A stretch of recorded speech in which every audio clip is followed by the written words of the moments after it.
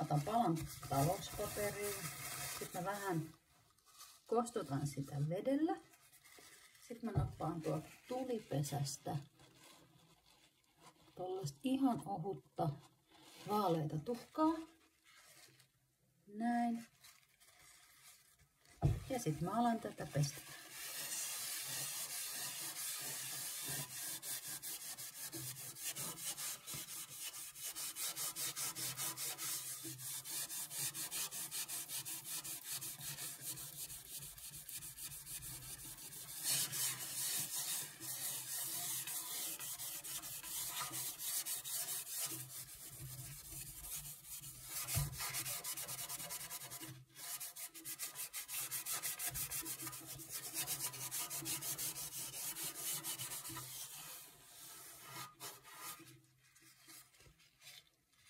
Aika tummaa. Otetaan uusi papru.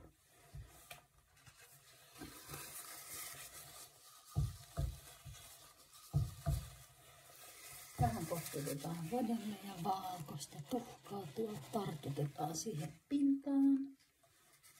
Ja taas mennään.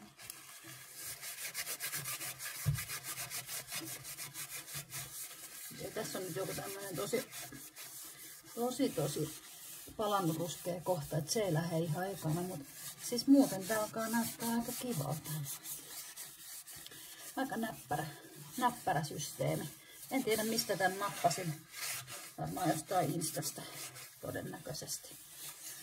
Mä jään tähän vähän hinkkaille tätä ja mä laitan teille sitten lopputuloksen. Kyllä tostakin on nyt jo jotain näkyy, mutta sitten kun se on oikeasti putsattu ja siellä on tulet taas pesässä.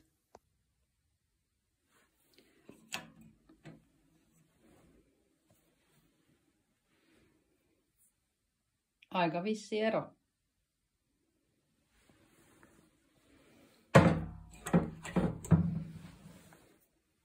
Nyt vielä illalla sitten siihen tulet, niin nähdään miltä se näyttää keratulien.